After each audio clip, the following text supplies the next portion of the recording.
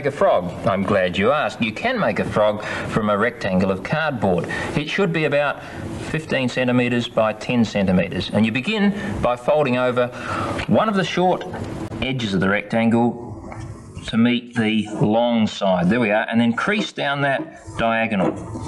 Open it out and do the same thing across to the other long side of the rectangle. There we are. Once again, crease the fold with your fingernail. Now this time, when you open it out, you'll find there's a sort of a cross mark there with folds. Then you bring the edges in to make a point like this. Now when you do that, you'll find that there are two little pointy bits at the sides. Those will actually be the front legs of the frog. Bring them forward so they sit just underneath its nose. We're actually looking at the frog upside down. Then bring the sides in. These will form the body of the frog, and it's the body of the frog that will give it its spring.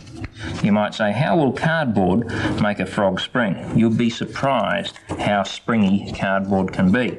Right, once again, crease those folds. Now those are the last two folds that you make tightly that way. The rest of the folds, there are only two to go, will be loose folds. You start with the body of the frog and you fold it under like this in a curve, gently, and then fold the back legs back in another curve. Now you'll find if you sit the frog down, it actually does look a little bit like a frog, with some imagination. To help your imagination, you can add some eyes. There we are, maybe nostrils, and also mouth.